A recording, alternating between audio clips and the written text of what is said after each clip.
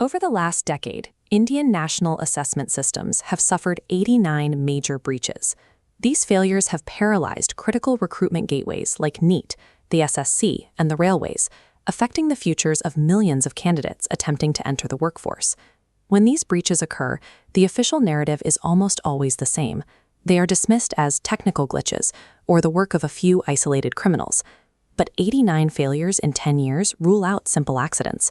These breaches are the consistent, recurring result of how the current system is designed. When structural flaws are treated as mere police matters, the underlying infrastructure remains untouched, ensuring the cycle of failure repeats. This diagram illustrates the high-level architecture of a national exam. Millions of distributed inputs, the candidates, flow into a single central processing node, controlled by the testing agency. This system contains two primary attack vectors that perpetrators actively exploit. Vector A involves technical vulnerabilities at the physical and digital edges of the network, where the test is actually administered. Vector B involves administrative policies that create financial incentives for the agency to produce flawed exam materials. To understand how these exams are broken, we have to deconstruct the failures at both the physical edge and the administrative core.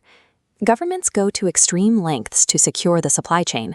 They utilize guarded transport trucks and the Air Force to move exam papers nationwide. But that high-level security stopped at the final destination, the local third-party testing centers. This flowchart shows the security drop-off. On the left, military-grade transit. On the right, the final handoff into unsecured third-party nodes.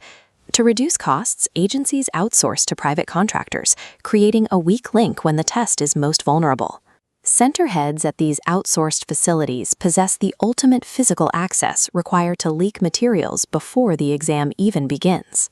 Massive spending on military transit is purely security theater if the final chain of custody is handed over to unvetted local contractors. Computer-based testing was supposed to eliminate these physical risks, marketed as the ultimate digital solution to paper leaks. This diagram shows a testing center's local network. A master server connects to individual terminals, requiring admin access for local IT staff. Corrupt staff secretly install remote desktop software, bypassing the server so an off-site solver takes direct control. Encryption is useless here. The terminal must decrypt the test for the candidate, letting a remote solver simply view the screen and input correct answers. Digital systems haven't stopped the mafia. They've just forced them to upgrade from hijacking trucks to hijacking network ports. Beyond technical hacks, we have to look at the administrative exploits built directly into the system by the agencies themselves. Agencies like the SSC and NTA release tentative answer keys and force candidates to pay a non-refundable challenge fee to point out agency errors. This table tracks how errors are monetized. In the SSC CGL exam alone, the agency introduced 159 incorrect questions. The stenographer exam saw even higher failure rates, with 26 out of 50 reasoning questions flawed in a single shift. Meanwhile, challenge fees have increased from 50 to 200 rupees for NTA exams, all entirely non-refundable. When multiplied by millions of candidates, the resulting capital inflow is staggering. These banknotes represent the tangible wealth being extracted from unemployed youths to fund the agency's own quality control failures. Because the system generates revenue from its own mistakes, the agency has a structural economic incentive to consistently produce flawed exams. When candidates realize the system is exploitative, they often turn to the courts for relief. This timeline maps the legal friction candidates face. A December petition often leads to a February High Court mandate. Instead of complying, agencies use administrative friction, driving the process out as legal fees and wasted years accumulate. Agencies then appeal to the Supreme Court. The goal is to run out the clock until the case is dismissed because too much time has passed. By weaponizing judicial delays, the agency destroys the system's only feedback loop, ensuring there is no institutional accountability. When we look at the complete architecture, the vulnerabilities are clear. We have unsecured local nodes handed to the lowest bidders. We have remote IT exploits and financial loops that turn administrative errors into revenue.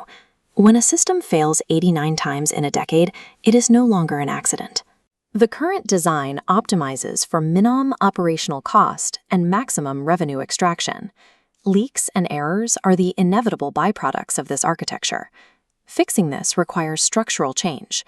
Testing agencies must be rebuilt as independent statutory bodies with direct legislative oversight.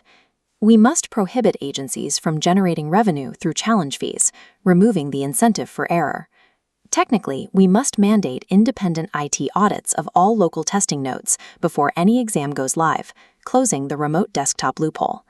89 breaches have already stalled the careers of millions. National development relies on the integrity of its human capital. Until this architecture is rebuilt from the ground up, the era of the paper leak will remain the defining reality of the Indian exam system.